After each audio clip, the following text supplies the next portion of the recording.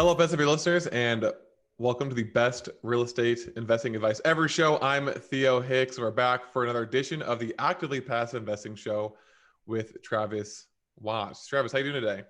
Theo, doing great. Happy to be here as always. Yeah, thank you. So thanks for joining me yet again. And today we're going to be talking, if you're watching on YouTube, and you can see by the book to Travis's is Tribe of Mentors by Tim Ferris. So we're going to go through the 11 questions that Tim Ferris asks each of these mentors, and we're going to give our answers. But first, Travis, maybe kind of give an intro on what the book's about, why you started reading it. And I know you wanted to kind of say a few things about mentorship in general as well before we dive into providing our answers. Sure. Yeah, happy to. So first of all, Tim Ferris left us out of the book. I don't know why he did that. He should consider us his mentors. He didn't. So we thought, hey, we got to do this anyway. And so it's like a bonus chapter of the book kind of thing. There we go. So for those not familiar with Tim Ferris, big blogger, podcaster, author, speaker, all kinds of things. But I thought this book was really relevant to our show, the Actively Passive Show, because we talk a lot about self-education, a lot about the power of mentors and coaching. That seems to be a recurring theme on nearly every episode that we record. So as I'm reading this book, the basis is that Tim Ferris has a lot of different mentors that he learns from. So he reached out to all of them and said, look, I have these 11 questions. You don't have to answer all of them if you don't want to, or you don't have the time, but please try to answer at least a couple if you can. And he sent this basically just this Word doc out, and then his mentors replied. And so the benefit to the listener is that you get, hundreds of different perspectives on these same 11 questions, just about life and success. And, we're going to go through these 11 with you, sharing our perspectives on them. But I thought that was a really cool concept. It's a quick way to learn a lot from a lot of different people and to have more of an unbiased opinion or thought process on something. So that's kind of what the book is. It's a book that you can really flip through. You don't have to go, page by page. We talk about the speed reading and things like that. This is a great book for that. But so that's what we're doing. We're taking his 11 questions to his mentors. Theo and I are going to answer those from our own perspectives. I just thought this would be kind of a fun episode to record. So it's not based off a blog or anything that I wrote. So that's the backstory to it. Perfect. Yeah, it reminds me of I used to do blog posts for the lightning round questions for each of the podcasts of the week. So kind of similar thing. We ask the same questions to every guest. Yep. And then I would compile them into a blog post that people could see what what people's best ever books were, best ever deals, best ever way to give back, things like that. So I think me and Joe may have done an episode where we went over the lightning round questions, but I can't remember. But I think this is going to be in a lot more detail. And I don't know, maybe we can steal some of these and add them to the lightning round. But yeah, so do you want me to start or do you want to go first? I'll start by asking you the first question, and then I'll answer the same question. We'll just go through like that, I guess. So sure. All right, cool. So the first question that Tim asks all of his mentors is, what is a book or books that you've given the most as a gift? And what are one or more books that have greatly influenced your life? So that's kind of a loaded question there, but take it for what that's worth. Sure. So for all of these answers, when I was answering them, I looked at it from the perspective of my job working in real estate. So all of these are things that, most of them are things that help me become a better, employee of the best ever brand. Okay. Except for maybe these books, because I don't read many business books. Yeah. So the two that I picked, the first one would be I've read through a lot of Plato recently. Okay. Nice. I've got this is like the 5 dialogues. I mean, there's like 20 or so books, but kind of overall, what he does, he kind of goes around and just talks to different people who are supposed to be experts And he essentially, in a nice way, exposes them for not knowing anything, not knowing what they're talking about. And so by reading this, it's helped me strive to be more humble and realize that I don't know as much as I actually think that I do. And the most popular one is probably the apology. And so you can kind of get a distillation of his philosophy reading that. And that's when he goes to the Oracle of Delphi and they say, who's the wisest person? And they say Socrates, and he's like, oh, well, I don't know anything. And he goes around and questions people to see, well, that he thinks are wise. And he realizes that they don't know anything. And he realizes that wisdom is knowing what you know and realizing what you don't know. Mm-hmm. In the other book, which probably no one's ever heard of before, but it's called Ordinary Men. Mm-hmm. So it's I'd probably say it relates to Man's Search for Meaning, where it's talking about, the Nazis, and basically, as the title implies, it talks about just a group of ordinary dudes. You're kind of your average middle class. So think of someone who works in like a factory or something, and they got pulled out of the factories to go to Poland, and they start off as normal dudes, and then by the end of it, they were like evil psychopathic killers. And it makes you realize that anyone is capable of really doing anything in certain circumstances. And so it helps you strive to not judge people for things you disagree with them, or if you see someone doing something that's wrong, it helps you not judge them, because it helps you see yourself in them and realize, like, hey, if I was them, like, I'd be doing the exact same thing. So those are my two books. Travis, awesome. I love that. That's totally, I would not have guessed either of those for your book choices. So that's awesome. Appreciate it. I don't read a lot of business books, so these are probably the two closest ones I could relate to. Yeah, no, they sound cool. I'm gonna have to check them out. So I took this question again, kind of from a real estate perspective. Anyone that's listened to kind of my background stories and podcasts, the first book I ever read that opened my mind to investing in real estate was called Rich Dad Prophecy, not Rich Dad Poor Dad. And it wasn't the greatest book, and I haven't given that book away. I was just using that as a stepping stone to explain my choices. So that put me on the conveyor belt of the Rich Dad company. So I ended up reading all of them, literally. And so I'd say the two that stood out the most were Cash Flow Quadrant, which Theo and I made an episode on here recently. So if you haven't seen that, go check it out. It's the 4 quadrants of how we can all earn income, what the tax consequences are to that, how real estate investing fits into the quadrant. That was huge for me. The one I've given out actually the most to other people has been Tax-Free Wealth by Tom Wheelwright. Again, a Rich Dad advisor. So kind of the same, ecosystem there, but man, and I think we also did an episode on that one, but just phenomenal. I don't know, just very, very eye-opening to me on, how to legally reduce taxes, very low, in a very moral way, doing what the government says they want done. And so, those are the two that stood out the most. I read a ton of books, so there's literally hundreds of great books that I could recommend, but those are the two that relate the most to probably this podcast and real estate investing and how I kind of got my start. So that was my answer to that one, number one. Yeah, but as Travis said, we have for both those books, we have actively passive investing shows on. One was last week, and the other one was maybe like a month ago or something. Yep. So go check those out. Again, we go in a lot more depth about them, but 2 great books. So, all right, moving along, we got to crunch this into 30 minutes. So question number 2 for you, Theo.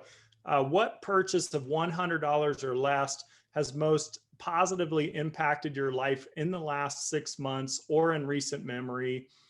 We love specifics, brand, model, where you found it, etc. So this might be goofy, but this Yeti mug right here.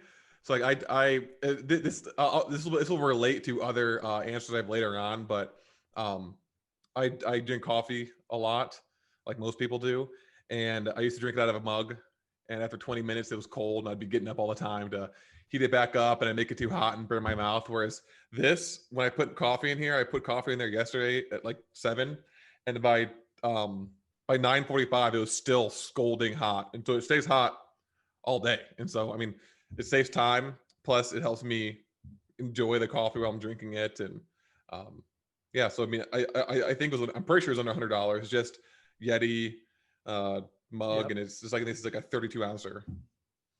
That's awesome. Yeah. My wife and I have used Yetis for a long time. We have this one now that's a little thinner and it's got like a glass insert to it. I don't like it as much, to be honest with you, but yeah, you throw some ice in there and it's like half a day of ice. It's pretty incredible. Just unreal. I'm with you.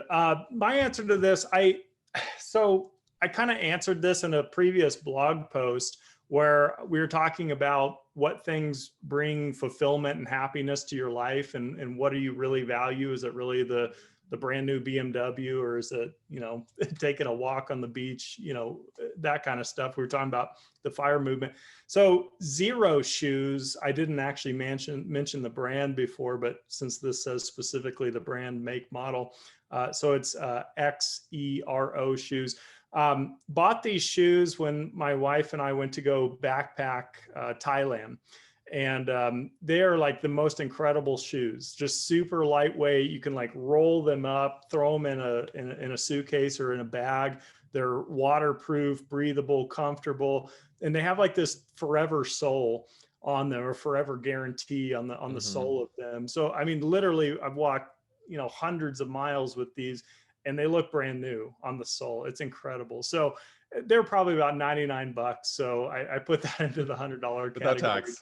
Tax-free. Yeah. If you can get tax-free, then that qualifies. But anyway, they're phenomenal shoes. So anybody who's like a runner, outdoors person, they're great for just hiking and jogging, all kinds of stuff. So that was mine in the last, a little more than 6 months now, but recent memory.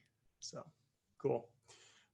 Question number 3, Theo, is how is a failure or apparent failure set you up for later success? Do you have a favorite failure of yours? Yeah. So when I was 25, I asked my now wife out and she rejected me. And I was very salty. And it wasn't until 3 years later. I think it was actually 3 years later. Maybe I was 23 at the time. And then, that was a failure for like 3 years until obviously now we're married. So I guess that's my favorite failure. That's awesome. I did not know that. Man, I should have thought a little deeper on this one. Well, I actually had something different, and then that just came in my mind. I was like, when I read favorite failure, I was like, this one's I think the wife one's a little bit better. Yeah. Okay. Well, for me, it was, I had a lot of failures leading up to my start in real estate. And for those that don't know, real estate was the first, what I referred to back then as a small business or a hobby that actually worked. So leading up to that point, I ran about 20 small businesses all the way from high school and all the way through college and then post-college, all kinds of stuff, renting out audio equipment. I had a clothing line. I did a lot of these things. None of them worked. It was just failure left and right. As all I knew was failure. And, I was about to almost give up. And this concept of real estate, for those that don't know, I started with house hacking. And it was just when, a roommate basically was handing me a check for $600, for the month.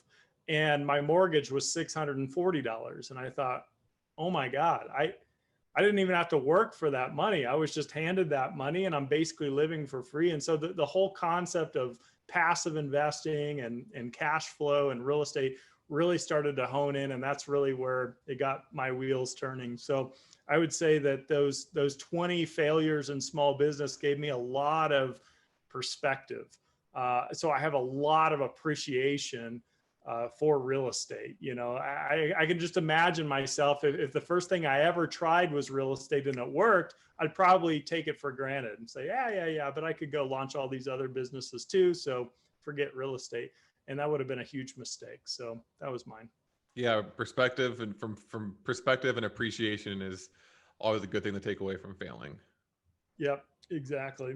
All right, Theo, question number 4. If you had a gigantic billboard anywhere with anything on it, metaphorically speaking, if you could get your message out to millions or billions of people, what would it say? So I had a hard time with this one.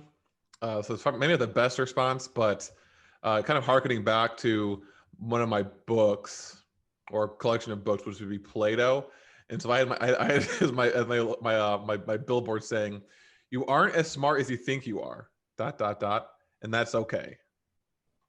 I love that. I love these little short snippets. That's so funny that you picked that too, because the one I picked is a quote from a guy named Neil Strauss, kind of a modern philosopher of sorts. And I'm actually wearing a bracelet. You can't see it because I got a cuff thing here, but it says, "Learn more, know less." And I just love that. I mean, that's just like, that just encapsulates my whole philosophy on life. I'm always trying to learn and read books and find mentors, but I'm not trying to know everything. I'm not trying to be a know-it-all and, you know, a guru of sorts. And so it's kind of a humble saying. That's awesome though. Yeah. So our sayings are very similar. They I like are. that. They really are. All right. Question number 5. What is one of the best or most worthwhile investments you've ever made? Could be money, time, or energy. Yeah. So I wouldn't say this is ever, but I think, again, applying this to my job. So buying 3 monitors has been, I mean, I can't explain how amazing it is having multiple monitors and not kind of shove every single thing onto one screen. I would get I had so much anxiety when I just was working on a laptop, and then I got a second monitor. I got a second monitor, and it was better, but it was still, you know, I'd have to shrink things. It caused me so much frustration. And now that I have 3 monitors, like, I always am able to have everything I need to see as like, you know, at least half the screen.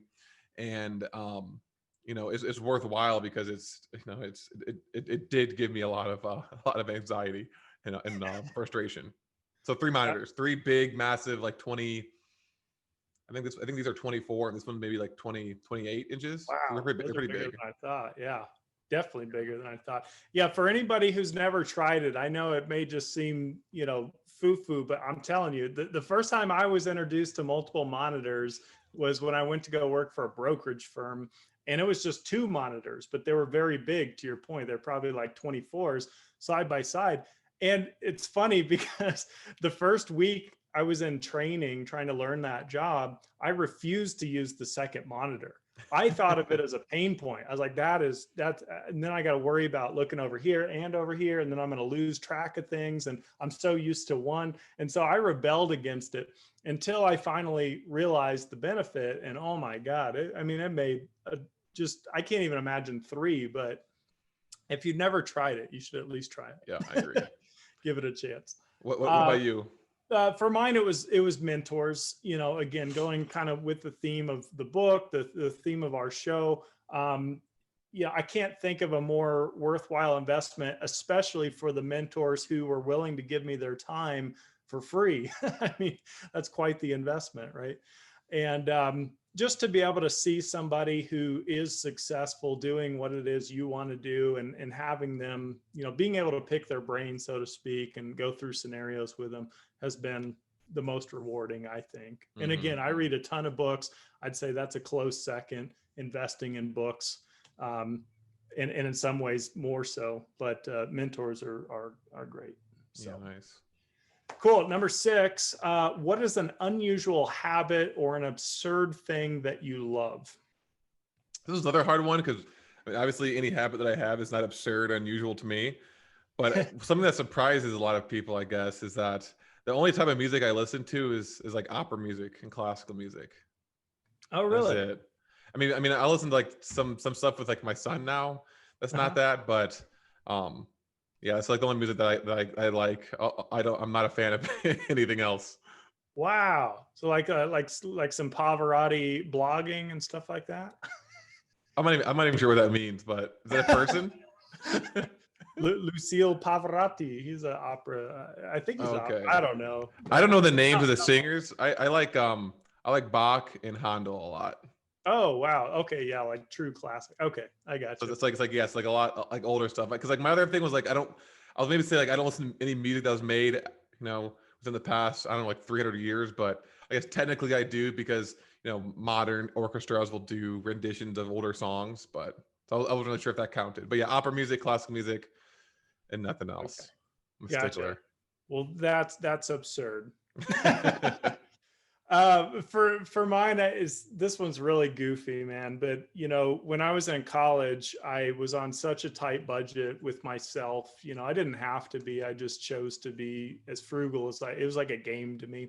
And so I did $2 per meal, 3 meals per day. So I couldn't spend more than $6 on food in a 24-hour period. So I did that for a couple of years, and I'm still fascinated like with the game aspect of it. So I still try to not spend money on food, generally speaking. Obviously we go to restaurants and we do our thing, but I was trying to get my wife to do this with me for years now. She won't do it. But I said, let's put $20 cash in our pocket on a Monday and let's see if we can make it through Sunday. And I really want to do that. Like, that's just a fascination. It's not that, obviously we had the money for food, but, I don't know. It's an absurd thing. I wouldn't call it a habit. It's just an absurd thing that I love is saving money on food. To me, there's not much better than free food or comped meals in some way. So there you go. Kind of lots of pasta. Pasta can go a long way. Oh my gosh. Pasta and rice and the ramen stuff. I mean, I can do it. Is buy 20 craft singles, the $1 craft macaroni and cheese singles, and eat 3 a day. God, I gotta share this. How dumb this is. The other day in the grocery store, they had the Kraft macaroni and cheese for whatever reason 50% off on like a manager markdown, and it was like 60 cents for the box. I thought I have to buy some boxes of that. It's just the idea that I could eat a meal for 60 cents just makes me smile. So yeah, it's absurd. I know. Everybody listening, I know. All right. Question number 7. In the last 5 years, what new belief, behavior, or habit has most improved your life? So I used to dip. I used to like excessively drink alcohol, and then I did both those things kind of merged together with playing video games for hours every day, like at night. Oh, wow. Mm-hmm. And so I quit all of those. Okay. And obviously that's added a lot of time and concentration. So I'd say that. I mean, I guess it's kind of like getting rid of habits, not really making a new habit, but that was very helpful. That's why coffee. And then I'm always I'm always chewing sunflower seeds. My mouth is always like super, super dry, and my tongue's always like ripped to shreds because I'm eating seeds all day. But yeah, so I save again hours per day from not having to sleep in, from being hungover and feeling like crap in the morning, to wasting money on dip, to spending hours playing video games so I can focus on other things. And so then you switch to the hard drugs instead. Exactly. The hard drugs, the coffee and the seeds. All right. Wow. That's a great one. I love that one. That's huge. I went with just kind of more of a high level theme of just stoicism and self-discipline. I've always had some elements of these. I've never made them a study. In the last 5 years, I've made them more of a study. I've really kind of doubled down on what I've seen work in the past and kind of implemented that. So I could say that's a 10-year time frame. I could say that's most intense in the last probably 24 months, 2 years. But in general, stoicism and self-discipline were my answers. So cool.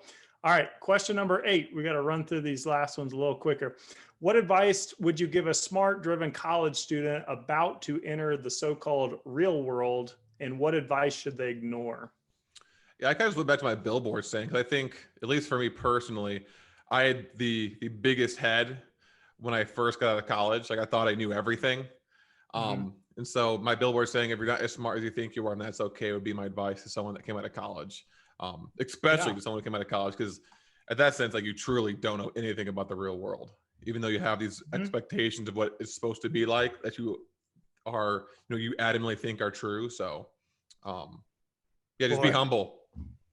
That's so true, man. That's a great answer. And God, the college is such a weird phenomenon, right? Just to fork up that much money to go into something blind that you don't know what's going to be on the other side at all. I mean, it's a total gamble. When you're 18.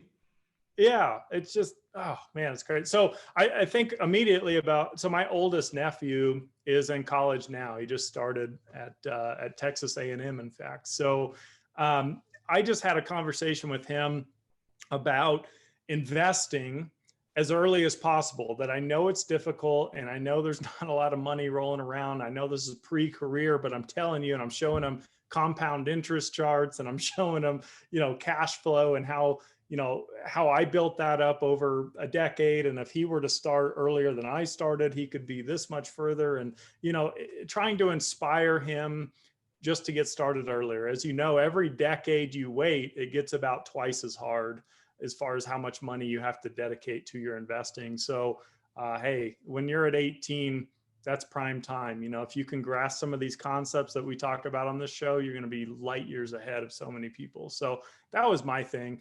And I didn't really get into the advice you should ignore because there's too much of that. Yeah, exactly. Most of it. Most of it. Yeah. Just don't listen to anybody. 9 is what are bad recommendations that you hear in your profession or area of expertise?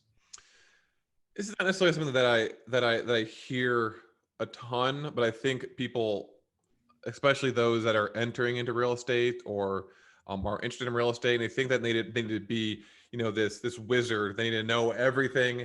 They need to have a 1,000 IQ. They need to read every single book on real estate in order to be successful. And when you interview people, as much as I do, again, there are people that are like that, but there's also guys that are not like that at all, that are just completely normal dudes who have made a ton of money in real estate. So, I mean, I mean, in a sense, you don't need to, in a sense, I mean, in some cases, it actually could be harder the smarter you are, because you overthink it.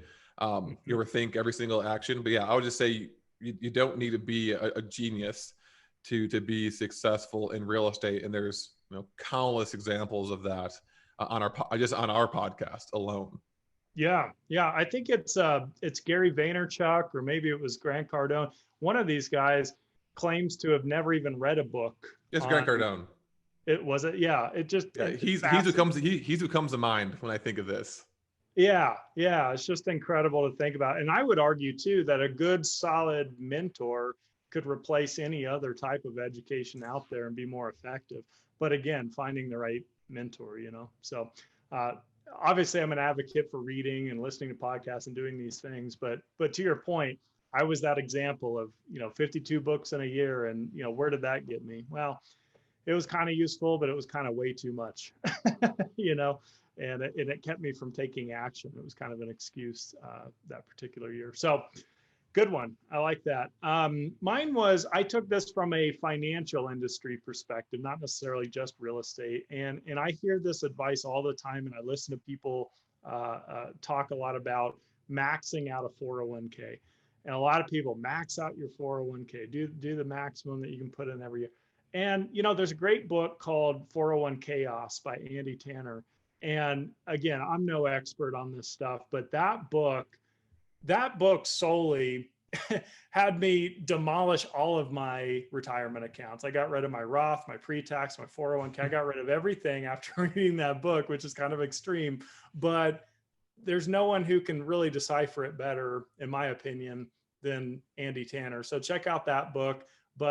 And it's not to say that's not good advice for some folks in certain circumstances, but generally speaking, and especially to real estate investors, you might think about that, or at least look into, why you're doing that and what the implications are, and the tax pros and cons and all that kind of stuff. So I'll leave it at that.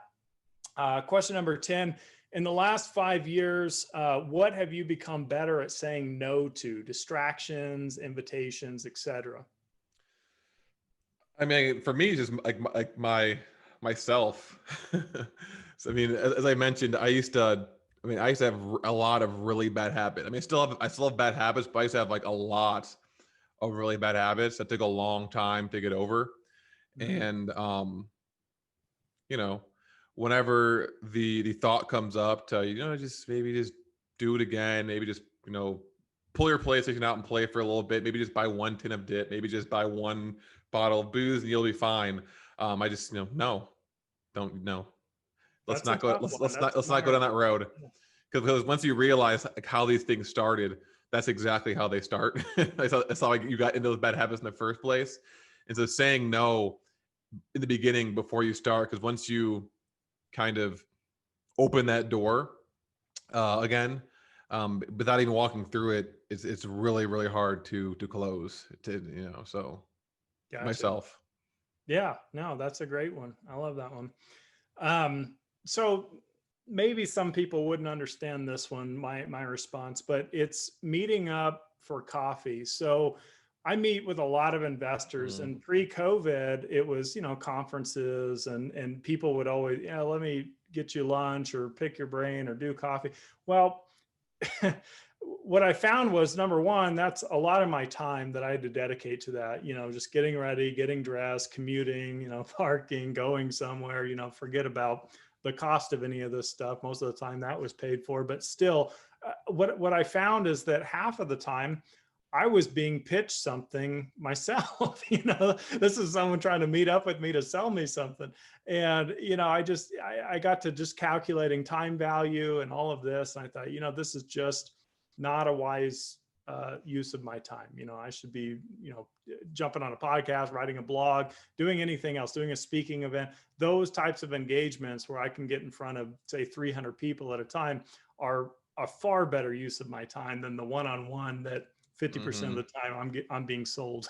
So that was mine. I don't do it anymore, honestly, unless it's like super convenient. Someone's like come in my direction and it's right across the street and I wanted to go get a drink or lunch anyway. And it's like, sure, let's meet up there. And other than that, I don't do it. So, Yeah, I hear that one. I've heard that a lot too. That once you get to like at first, it's I want to get coffee with everyone and meet all these people and pick their brains, and eventually people start doing that to you, and then next thing you know, you're every day of the week you're driving to the coffee, and then you're there for a while, and then you get to drive back, and as you mentioned, most of the time it never really comes to anything for you or for them. So that's a good one. I agree with that one for sure. Cool. Nice. All right. Last question. Question number 11. When you feel overwhelmed or unfocused, or you've lost your focus temporarily, what do you do? I had a hard time answering this one because for me, more it's just like telling myself, that's the temptation. Stop, and then eventually you can most of the time get back to focus. But I'd probably say a better answer would just be like more coffee, more caffeine. Like if I'm on caffeine, I'm hyper focused. And yeah, again, especially because I used to just use because a year ago I said, oh, just toss in a dip and then I can do anything. But now I obviously don't do that anymore. And then 5 years ago it would have been, oh, well, I was on Adderall, so I could just concentrate for 24 hours straight without even moving.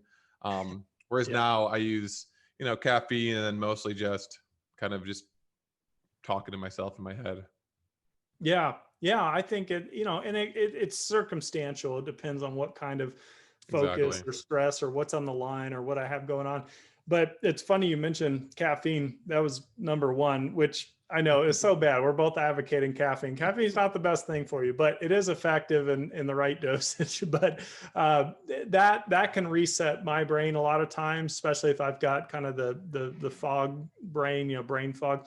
I also do meditation, depending on how severe this unfocus is. That really helps me kind of reset and let go of whatever's impounding my head at that time. Sometimes working out, just that physical exhaustion is very helpful. And then sometimes just listening to music, like putting on my top 3 or 4 favorite songs in that moment, whatever I'm into, really helps me release and get out of that mindset. So a combination of these, any one of these, it really just depends, but it's typically one of those four things. Yeah, because I was going to say, I mean, working out definitely helps. It's just usually if we're going to do a full workout, it takes like an hour. Yeah. And so, I mean, two things I've on that I've done in the past. I don't do them anymore, but if you kind of jump on the floor and do just push-ups, or you can just do like a push-up, sit-up, air squat cycle, kind of whatever. I mean, it takes like a minute, and yeah, I mean, it gives you a similar feeling of caffeine. It's a little bit different. It's not as like intense, but you still get that feeling of caffeine, especially if it's you're a tired type of thing, like your eyes are heavy. Doing push-ups will wake you up.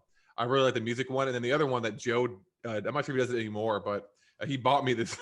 I'm pretty sure he bought me, or maybe he just sent me a link to a mini trampoline. I think there's something that Tony Robbins does. He's bouncing the trampoline, and it kind of it's the same thing as push-ups and air squats. So yeah.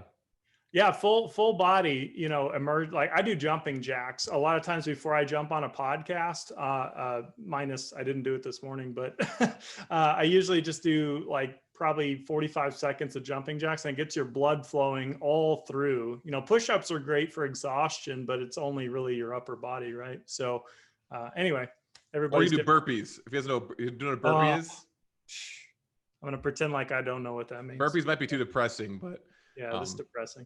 Yeah, that might make you actually worse off at the end. But burpees are like you kind of stand up, you go down, and you do a push up, and you jump in the air. Oh God! And then you throw up. Those are hard. All right, cool. Well, that's the 11 questions, everybody. So here's the book, Tribe of Mentors, Tim Ferris. Great book for, again, perspective and learning from different people's points of view. Thank you, Theo, for playing along with that. And that's all I got for today. Yeah, no, that was really fun, and I'm glad that I answered these questions beforehand. I didn't have to come up with them on the fly, because it would have been a really it would have been probably way longer than it was. So I would have rambled. But yeah, no, that was fun. And yeah, if you're listening to this, maybe answer the questions yourself, because it was interesting to go through that and try to figure out, what was my biggest failure, or my greatest failure, or what do I do if I'm not concentrating? And maybe you realize, I just continue to not concentrate. So maybe it could be something that adds value to you as well. And you can answer them from different perspectives, like from a personal life, from a fitness perspective, from a business perspective, from relationship perspective too. So yeah, good stuff, Travis. Thanks again for joining me. We'll be back next week. Until then, have a best ever day, and I'll talk to you tomorrow.